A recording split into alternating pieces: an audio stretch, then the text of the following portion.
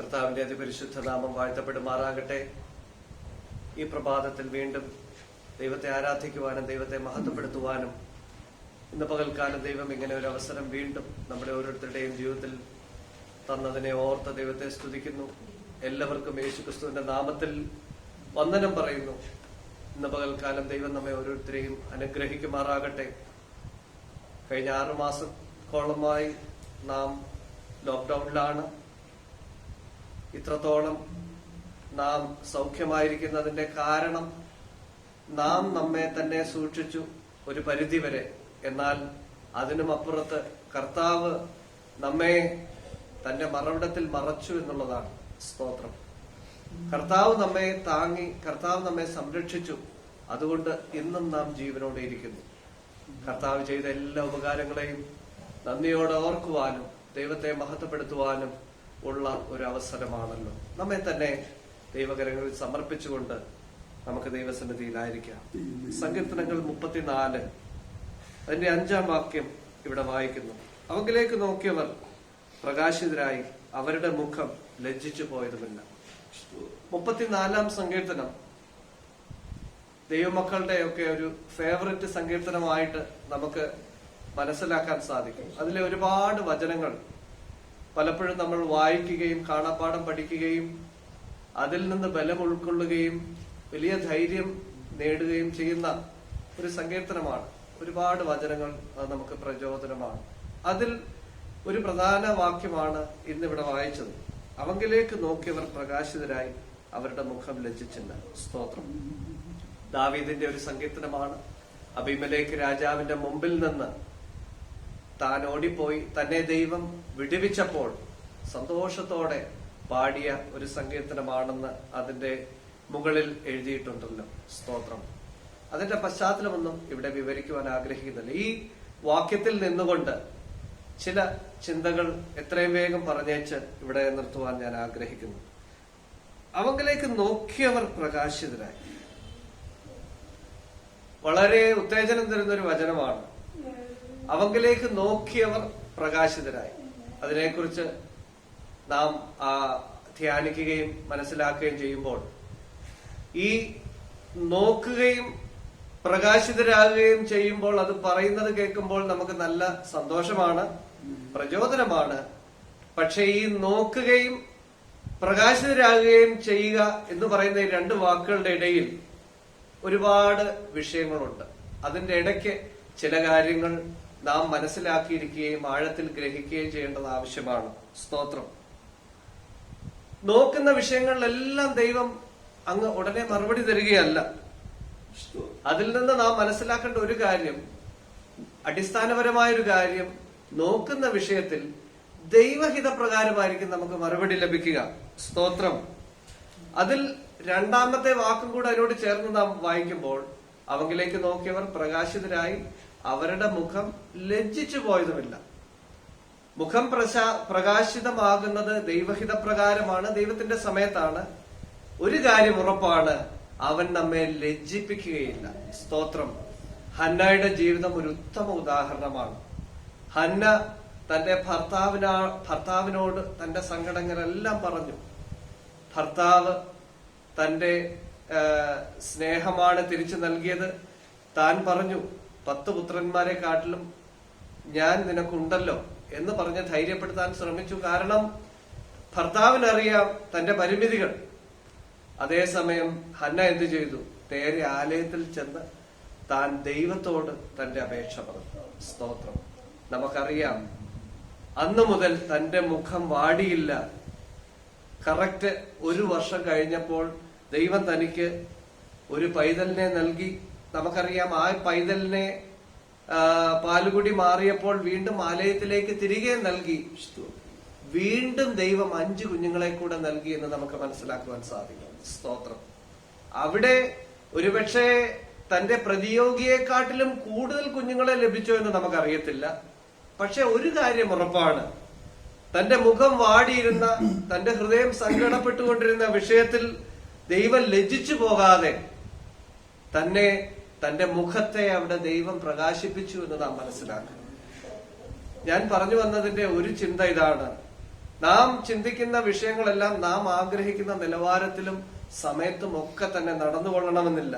അതല്ല മുഖപ്രകാശം കൊണ്ട് ഇവിടെ ഉദ്ദേശിക്കുന്നത്. ദൈവ ഇഷ്ടപ്രകാരം, ദൈവഹിതപ്രകാരം ദൈവം നമ്മുടെ ജീവിതത്തിൽ നടത്തിത്തരും. സ്തോത്രം. അതുപോലെ 40-ാം സങ്കീർത്തനത്തിന്റെ 1-ാം വാക്യം നമുക്കെല്ലാം കാണാപ്പാടമാണ്. ഞാൻ യഹോവയ്ക്കായി കാത്തിരുന്നു, അവനെങ്കിലേക്ക് ചാഞ്ഞ് എന്റെ നിലവിളി കേട്ടു. അപ്പോൾ നാം പ്രതീക്ഷിക്കുന്ന സമയത്തും ഈ കാര്യങ്ങളെല്ലാം നടക്കണമെന്നോ നമ്മുടെ മുഖം പ്രകാശിക്കണമെന്നോ ഇല്ല. സ്തോത്രം. അവിടെ ഒരു കാത്തിരിപ്പിന്റെ സമയമുള്ളതായിട്ട് നമുക്ക് കാണുവാൻ സാധിക്കും. വെറുതെ നോക്കുന്ന എല്ലാവരുടെ മുഖം പ്രകാശിക്കുമോ? ഇല്ല എന്ന് തന്നെയാണ് അർത്ഥം. കാരണം ദാവീദ് തന്റെ അനുഭവത്തിൽ നിന്ന് പറയുന്നു. താൻ ആ സങ്കീർത്തനത്തിൽ താഴെ എല്ലാം പറയുമ്പോൾ നീതിമാന്മാർ, ദൈവത്തെ അന്വേഷിക്കുന്ന ദാസന്മാർ എന്നിത്യാദി പല വാചകങ്ങൾ പറഞ്ഞിട്ടുണ്ട്. അവർക്കാണ് ഈ നന്മകളും അനുഗ്രഹങ്ങളും ഒക്കെ ആ സങ്കീർത്തനത്തിൽ കൂടെ ഉള്ളത് എന്ന് നമുക്ക് മനസ്സിലാക്കുവാൻ സാധിക്കുന്നു. മത്തായിയുടെ സുവിശേഷം 7-ാം അധ്യായം 21-ാം വാക്യം നമുക്ക് പരിചയമുള്ള വാക്യമാണ്. എന്നോട് കർത്താവേ കർത്താവേ എന്ന് പറയുന്നവൻ ഏവനുമല്ല, സ്വർഗസ്ഥനായ എന്റെ പിതാവിന്റെ ഇഷ്ടം ചെയ്യുന്നവനത്രേ സ്വർഗരാജ്യത്തിൽ കടക്കണം. അപ്പോൾ അവങ്കിലേക്ക് നോക്കുന്നവർ, അല്ലെങ്കിൽ കർത്താവേ കർത്താവേ എന്ന് വിളിക്കുന്ന ധാരാളം പേർ ലോകത്തിലുണ്ട്. ജീവിതത്തിൽ ഒരു സമയത്തെങ്കിലും പ്രാർത്ഥിക്കാത്തവരായി ഭൂമുഖത്ത് ആരും കാണുകയില്ല എന്നാണ് എന്റെ ഒരു ചിന്ത. പല സമയങ്ങളിലും ദൈവത്തോട് പ്രാർത്ഥിക്കുകയും ദൈവത്തിന്റെ മുഖം അന്വേഷിക്കുകയും ചെയ്യുന്ന ധാരാളം പേരുണ്ട്.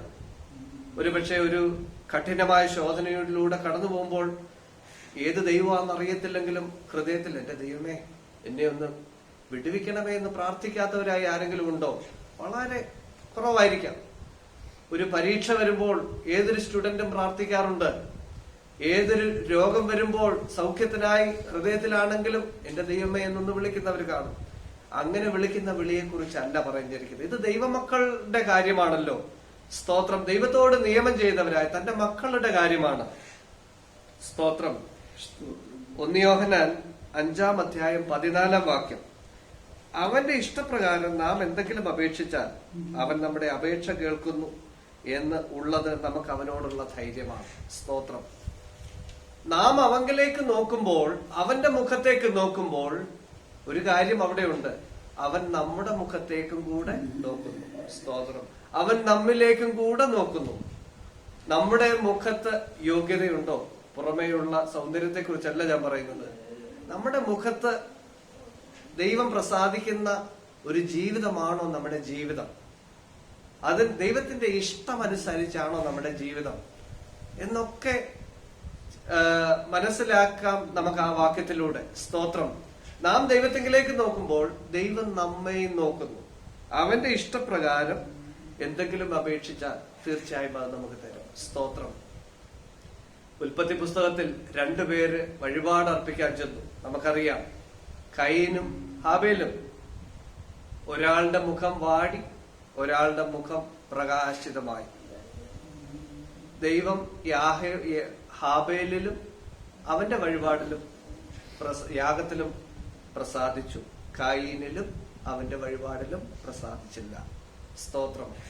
ദൈവത്തിന്റെ ഇഷ്ടം അറിഞ്ഞ് ദൈവത്തിന് അർപ്പിക്കണം, ദൈവത്തിന്റെ മുഖം തേടണം എന്ന് ദൈവം നമ്മളെ കുറിച്ച് ആഗ്രഹിക്കുന്നു. സ്തോത്രം. ദൈവം നമ്മുടെ ജീവിതത്തിൽ നിന്നും പ്രതീക്ഷിക്കുന്ന ഒരുപാട് കാര്യങ്ങളുണ്ട്. സ്തോത്രം. മോശ തന്റെ മരണസമയത്ത്, മോശയുടെ മരണസമയത്ത് ദൈവം ഇസ്രായേൽ മക്കളെ കുറിച്ച് പറയുന്ന ഒരു ഭാഗം ആവർത്തന പുസ്തകത്തിൽ നമുക്ക് കാണുവാൻ സാധിക്കും. 31-ാം അധ്യായം അതിന്റെ 16-ഉം 17-ഉം വാക്യങ്ങൾ. യഹോവ മോശയോട് അരുളി ചെയ്തത് എന്തെന്നാൽ, നീ നിന്റെ പിതാക്കന്മാരെ പോലെ നിദ്ര പ്രാപിക്കും. എന്നാൽ ഈ ജനം പാർപ്പാൻ ചെല്ലുന്ന ദേശത്തിലെ നിവാസികളുടെ അന്യദൈവങ്ങളെ പിൻചെന്ന് പരസംഗം ചെയ്യുകയും എന്നെ ഉപേക്ഷിച്ച് ഞാൻ അവരോട് ചെയ്തിട്ടുള്ള എന്റെ നിയമം ലംഘിക്കുകയും ചെയ്യും. എന്റെ കോപം അവരുടെ നേരെ ജ്വലിച്ചിട്ട് ഞാൻ അവരെ ഉപേക്ഷിക്കുകയും എന്റെ മുഖം അവർക്ക് മറയ്ക്കുകയും ചെയ്യും. അവർ നാശത്തിനിരയായി തീരും. അനേക അനർത്ഥങ്ങളും കഷ്ടങ്ങളും അവർക്ക് ഭവിക്കും. നമ്മുടെ ദൈവം നമ്മുടെ ഇടയിൽ ഇല്ലായിക കൊണ്ടല്ലയോ ഈ അനർത്ഥങ്ങൾ നമുക്ക് ഭവിച്ചത് എന്നവർ അന്ന് പറയും.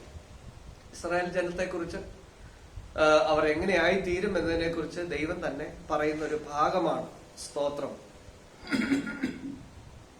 ആ കാലത്ത് ദൈവം ഇവിടെ പറയുന്നു, എന്റെ മുഖം ഞാൻ അവർക്ക് മറയ്ക്കും, അവർ ശത്രുക്കൾക്കിരയാവും, അവർക്ക് നാശം സംഭവിക്കും. ഞാൻ ഇതിലൂടെ പറഞ്ഞു വരുന്ന കാര്യം, അവങ്കിലേക്ക് നോക്കി അവർ പ്രകാശിതരായി അവരുടെ മുഖം ലജ്ജിച്ചു പോയില്ല എന്ന വചനം വളരെ പ്രചോദിതമായ വചനമാണ്.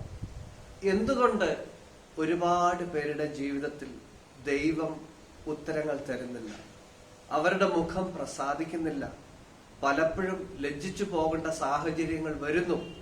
അങ്ങനെ ഉണ്ടാകുന്നുണ്ടെങ്കിൽ ഈ ഭാഗം കൂടെ നമ്മൾ ആ വിഷയത്തെക്കുറിച്ച് ചിന്തിച്ച് ഗ്രഹിക്കേണ്ടത് മനസ്സിലാക്കിയെടുക്കേണ്ടതും ആവശ്യമാണ്.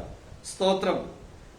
എന്റെ ജനം പാർപ്പാൻ ചെല്ലുന്ന ദേശത്തിലെ നിവാസികളുടെ അന്യ ദൈവങ്ങളെ പിൻചെന്ന് അവർ പരസംഗം ചെയ്യുകയും എന്നെ ഉപേക്ഷിച്ച് അവരോട് ചെയ്തിട്ടുള്ള എന്റെ നിയമം ലംഘിക്കുകയും എന്നിട്ട് എന്റെ കോപം അവരുടെ നേരെ ജ്വലിക്കുകയും അവരെ ഞാൻ ഉപേക്ഷിക്കുകയും എന്റെ മുഖം അവർക്ക് മറയ്ക്കുകയും ചെയ്യും.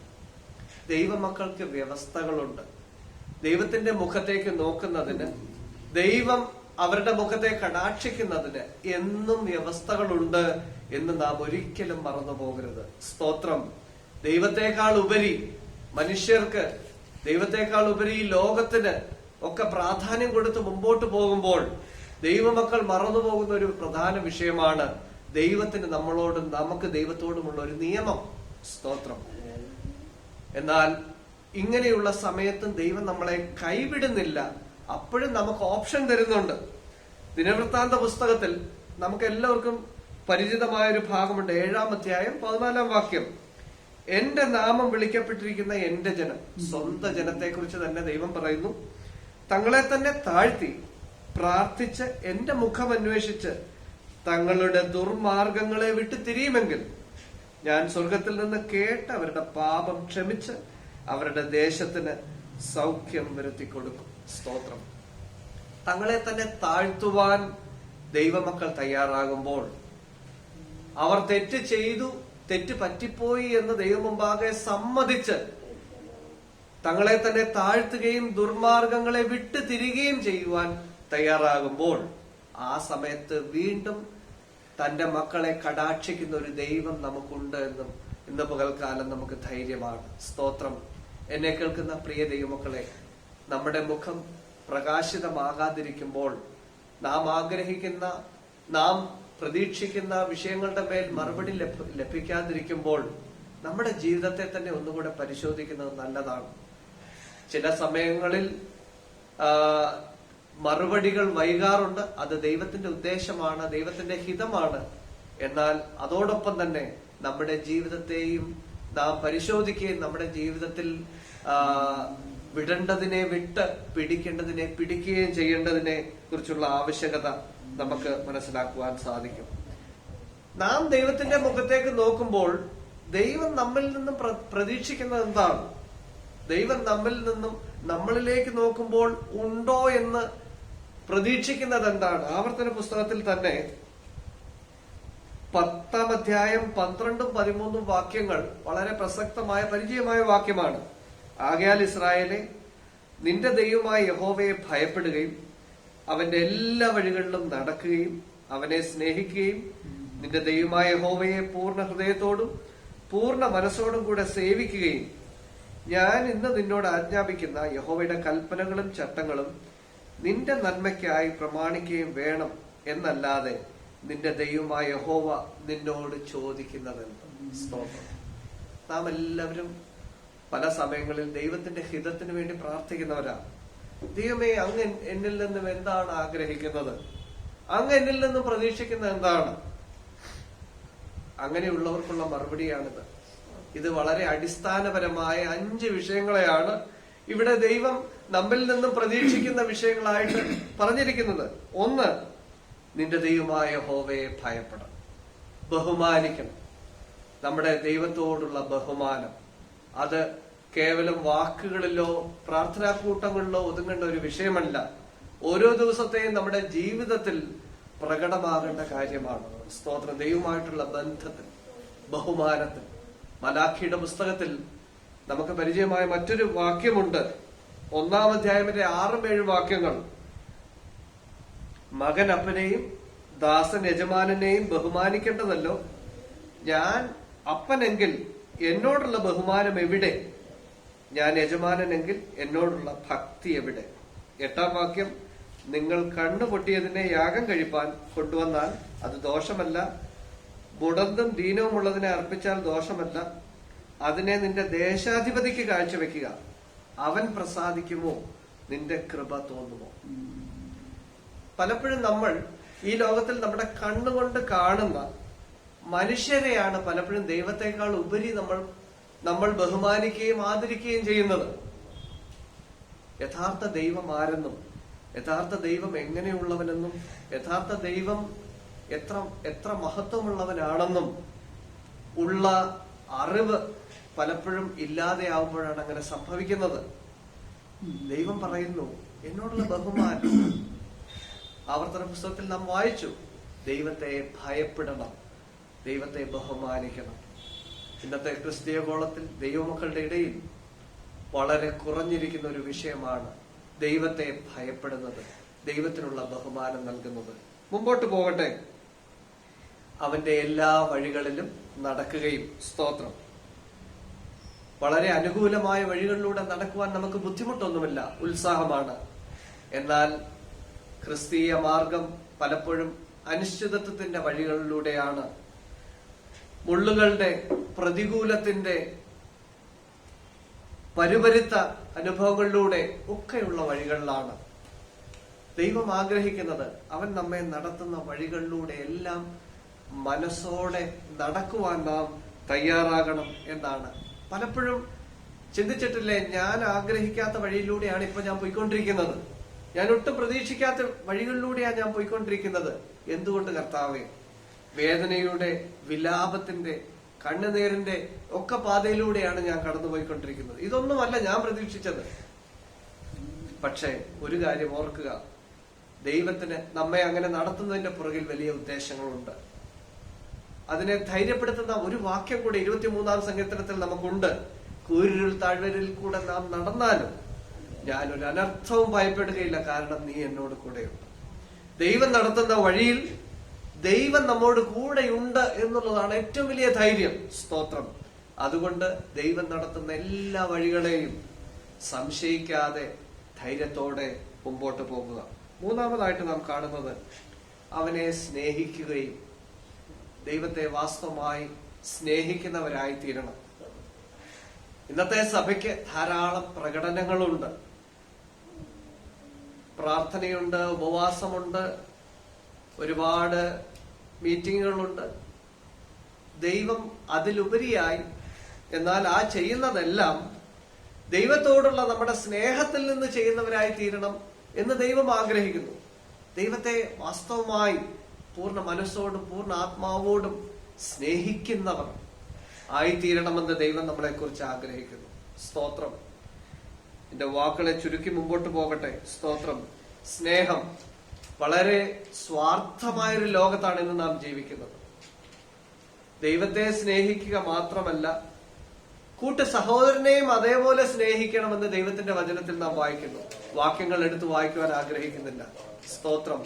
ദൈവത്തോട് വാസ്തവമായി നമുക്ക് ഹൃദയത്തിൽ സ്നേഹമുണ്ടെങ്കിൽ കൂട്ട് സഹോദരനോടും സ്തോത്രം നമ്മുടെ അയൽക്കാരോടും ഒക്കെ അതേ നിലവാരത്തിലുള്ള സ്നേഹം നമുക്കുണ്ടാകും എന്ന് മനസ്സിലാക്കുക. സ്തോത്രം. 1 യോഹന്നാൻ 4:7-8 വാക്യങ്ങൾ. പ്രിയമുള്ളവരെ, നാം അന്യോന്യം സ്നേഹിക്കാം. സ്നേഹം ദൈവത്തിൽ നിന്ന് വരുന്നു. സ്നേഹിക്കുന്നവനെല്ലാം ദൈവത്തിൽ നിന്ന് ജനിച്ചിരിക്കുന്നു, ദൈവത്തെ അറിയുകയും ചെയ്യുന്നു. സ്നേഹിക്കാത്തവൻ ദൈവത്തെ അറിഞ്ഞിട്ടില്ല, കാരണം ദൈവം സ്നേഹം തന്നെ. സ്തോത്രം. പകൽക്കാലം നമ്മുടെ ഹൃദയത്തിൽ ഈ കാര്യം എഴുതി വെക്കുക. ദൈവത്തെ സ്നേഹിക്കുവാൻ നാം ചെയ്യുന്നത് എന്തും ദൈവത്തോടുള്ള സ്നേഹത്തിൽ നിന്ന് ചെയ്യുവാൻ, ദൈവത്തിന്റെ കൽപ്പനകൾ അനുസരിക്കുന്നതും ദൈവത്തോടുള്ള സ്നേഹത്തിൽ ചെയ്യുവാൻ. നമുക്ക് കഴിയട്ടെ. സ്തോത്രം. നിങ്ങൾ എന്നെ സ്നേഹിക്കുന്നുവെങ്കിൽ എന്റെ കൽപ്പനകളെ അനുസരിക്കും എന്ന് ദൈവത്തിന്റെ വചനത്തിൽ നാം വായിക്കും. മുമ്പോട്ട് പോകട്ടെ. 1-2 പോയിന്റ് കൂടെ എത്രയും വേഗം പറയട്ടെ. യഹോവയെ പൂർണ്ണ ഹൃദയത്തോടും പൂർണ്ണ മനസ്സോടും കൂടെ സേവിക്കുക. B A servant. പൂർണ്ണ ഹൃദയത്തോടും പൂർണ്ണ മനസ്സോടും കൂടെ സേവിക്കുക. ദൈവം നമ്മെ വിളിച്ചിരിക്കുന്നത് ദൈവദാസന്മാരെ, പാസ്റ്റർമാരെ മാത്രമല്ല, ഓരോ ദൈവ വൈതലിനെയും ദൈവം വിളിച്ചിരിക്കുന്നത് സേവിക്കുവാനാണ്. ദൈവത്തെ സേവിക്കണം, ദൈവ മക്കളെ സേവിക്കണം. സ്തോത്രം. മറ്റുള്ളവരെ നമ്മളെക്കാൾ മേന്മയുള്ളവരെന്ന് തിരിച്ചറിയണം. സേവിക്കുക എന്ന് പറയുമ്പോൾ താഴ്മയുള്ള ഒരു മനസ്സ് വേണം. സ്തോത്രം. നമ്മെ താഴ്ത്തുകയല്ല, നമുക്ക് നമ്മളെക്കുറിച്ച് മതിപ്പ് വേണം. അതേസമയം തന്നെ മറ്റുള്ളവരെ നമ്മളെക്കാൾ ശ്രേഷ്ഠരെന്ന് എണ്ണണമെന്നാണ് ദൈവത്തിന്റെ വചനം. അതാണ് യഥാർത്ഥത്തിലുള്ള സേവിക്കുന്നത്. സ്തോത്രം. മറ്റുള്ളവരെ യഹോവയെ പൂർണ്ണ ഹൃദയത്തോടും പൂർണ്ണ മനസ്സോടും കൂടെ സേവിക്കുകയും, സ്തോത്രം, യഹോവയെ സേവിക്കുമ്പോൾ ഈ ലോകത്തിലുള്ള എല്ലാവരെയും നമുക്ക് സേവിക്കുവാൻ സാധിക്കും. നമ്മുടെ കർത്താവ് ഈ ലോകത്തിൽ വന്നത് ജനങ്ങളെ സേവിക്കുവാനായിട്ടാണ്. സ്തോത്രം. ദൈവത്തോടുള്ള തന്റെ വിധേയത്വം എല്ലാ നിലയിലും ലോകത്തെ കാണിച്ചു. എങ്ങനെ ആയിരിക്കണമെന്ന് കാണിച്ചു. സ്തോത്രം. അത് പിൻപറ്റുവാനാണ്. ഒടുവിലായിട്ട് 5-ാമതായിട്ട് ഇവിടെ പറഞ്ഞിരിക്കുന്നത്, യഹോവയുടെ കൽപ്പനകളും ചട്ടങ്ങളും നിന്റെ നന്മയ്ക്കായി പ്രമാണിക്കുകയും വേണം. സ്തോത്രം. ദൈവത്തിന്റെ കൽപ്പനകളും ചട്ടങ്ങളും നാം പ്രമാണിക്കുന്നത് മറ്റാർക്കും വേണ്ടിയല്ല, നമ്മുടെ നന്മയ്ക്കായിട്ടാണ്. സ്തോത്രം. ഒരു വാക്യം കൂടെ വായിക്കട്ടെ. ആവർത്തന പുസ്തകം 32-ാം അധ്യായം 46-ാം വാക്യം. ഈ ന്യായപ്രമാണത്തിലെ വചനങ്ങളൊക്കെയും പ്രമാണിച്ച് നടക്കേണ്ടതിന് നിങ്ങൾ നിങ്ങളുടെ മക്കളോട് കൽപ്പിപ്പാൻ തക്കവണ്ണം ഞാൻ ഇന്ന് നിങ്ങൾക്ക് സാക്ഷിയിരിക്കുന്ന സകല വചനങ്ങളും മനസ്സിൽ വെച്ചുകൊള്ളുവിൻ. ഇത് നിങ്ങൾക്ക് വ്യർത്ഥ കാര്യമല്ല, നിങ്ങളുടെ ജീവൻ തന്നെയാകുന്നു.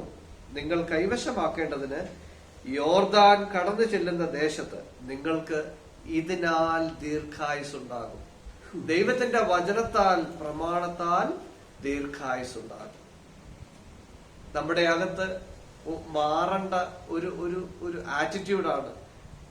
കർത്താവിന്റെ വചനങ്ങളെ പ്രമാണിക്കുന്നത് ദൈവത്തിന് വേണ്ടിയല്ല, നമുക്ക് വേണ്ടിയാണ്, നമ്മുടെ നന്മയ്ക്ക് വേണ്ടിയാണ്, നമ്മുടെ ദീർഘായുസിന് വേണ്ടിയാണ് എന്ന് നമ്മൾ തിരിച്ചറിയുക. സ്തോത്രം. ദൈവത്തിന്റെ വചനങ്ങളെ കുറിച്ച് പറഞ്ഞിരിക്കുന്നത്, ഈ വചനങ്ങളെ കേട്ട് ചെയ്യുന്നവനൊക്കെയും പാറമേൽ വീട് പണിത ബുദ്ധിയുള്ള മനുഷ്യനോട് തുല്യം. വചനങ്ങളെ കേട്ട് ചെയ്യുന്നവനെ ബുദ്ധിയുള്ള മനുഷ്യനായിട്ട് ഇവിടെ പറഞ്ഞിരിക്കുന്നു. 2 ഭവനത്തിന്റെ പണികളെ കുറിച്ച് നാം മത്തായിയുടെ സുവിശേഷം 7-ാം അധ്യായത്തിൽ കാണുന്നുണ്ട്. 1 ബുദ്ധിയുള്ള മനുഷ്യൻ പണിത വീടും, 2 ബുദ്ധിയില്ലാത്ത മനുഷ്യൻ പണിതു. അപ്പോൾ ബുദ്ധിയുള്ള മനുഷ്യനെ കുറിച്ച് പറഞ്ഞിരിക്കുന്നത് ഈ വചനങ്ങളെ കേട്ട് ചെയ്യുന്നവനെല്ലാം, സ്തോത്രം, ആഴത്തിൽ കുഴിച്ച് നല്ല അടിസ്ഥാനമിട്ട് പണിത വീടിനോട് തുല്യം. സ്തോത്രം. വൻമഴ ചൊരിഞ്ഞു, നദികൾ പൊങ്ങി, കാറ്റടിച്ചു, ആ വീട്ടിന്മേൽ അലച്ചു, അത് പാറമേൽ അടിസ്ഥാനമുള്ളതാകിയാൽ വീടില്ല. സ്തോത്രം. ദൈവത്തിന്റെ വചനം പ്രമാണിക്കുന്നത് എന്തിനു വേണ്ടിയാണ്? നമ്മുടെ നിലനിൽപ്പിന് വേണ്ടിയാണ്. ഒരു ദൈവ പൈതൽ നിലനിൽക്കണമെങ്കിൽ വൻമഴ ചൊരിയുമ്പോൾ, കാറ്റടിക്കുമ്പോൾ അതിന്റെ നടുവിൽ നിൽക്കണമെങ്കിൽ ദൈവത്തിന്റെ വചനത്തിൽ അടിസ്ഥാനമുള്ളവർക്ക് മാത്രമേ കഴിയൂ. സ്തോത്രം. അതല്ലെങ്കിൽ മൂഢനായ മനുഷ്യൻ മണലിന്റെ മേൽ പണിതതുപോലെ ചെറിയൊരു കാറ്റ് മതി, ചെറിയൊരു പ്രലോഭനം മതി, ചെറിയൊരു പ്രയാസം മതി, ഇടറുകയും ആടി ഉലയുകയും ചെയ്യുന്ന ഒരു ഭവനമായി തീരും. എന്നെ കേൾക്കുന്ന പ്രിയ ദൈവമക്കളെ, അവങ്കിലേക്ക് നോക്കിയവർ പ്രകാശിതരായി, അവരുടെ മുഖം ലജ്ജിച്ചു പോയില്ല. സ്തോത്രം. എങ്ങനെയുള്ളവരാണ് ദൈവത്തിലേക്ക് നോക്കേണ്ടത്? സ്തോത്രം. അവന്റെ മുഖത്തേക്ക് നോക്കുമ്പോൾ അവൻ നമ്മിൽ നിന്നും, നമ്മുടെ ജീവിതത്തിൽ നിന്നും പ്രതീക്ഷിക്കുന്നത് എന്താണ്? നമ്മളെ തന്നെ താഴ്ത്തണം, ദൈവവുമായിട്ടുള്ള വചനത്തിൽ നിൽക്കണം. സ്തോത്രം. ദൈവം നമ്മളെ കുറിച്ച് ആഗ്രഹിക്കുന്നത് എന്താണ് എന്ന് ആവർത്തന പുസ്തകത്തിൽ നാം കണ്ടു. സ്തോത്രം. ഇന്ന് പകൽക്കാലം അങ്ങനെയുള്ള ഒരു മനസ്സോടെ, അങ്ങനെയുള്ള ഒരു സമർപ്പണത്തോടെ, അങ്ങനെയുള്ള ഒരു ഹൃദയത്തോടുകൂടെ അവന്റെ മുഖത്തേക്ക് നോക്കുമ്പോൾ അവൻ ഒരിക്കലും നമ്മുടെ മുഖത്തെ ലജ്ജിപ്പിക്കുകയില്ല. സ്തോത്രം. ആ 34 സങ്കീർത്തനത്തിൽ മുഴുവൻ കാണുന്നു. നീതിമാന്മാരുടെ ചുറ്റും അവൻ പാളയമിറങ്ങി വിടുവിക്കുന്നു. സ്തോത്രം. ബാലസിംഹങ്ങളും ഇരകിട്ടാതെ വിശന്നിരിക്കും, എന്നാൽ യഹോവയെ അന്വേഷിക്കുന്നവർക്ക് ഒരു നന്മയ്ക്കും മുടക്കം വരികയില്ല. സ്തോത്രം. ദൈവമക്കൾ പ്രമാണമുള്ളവരായിരിക്കണം.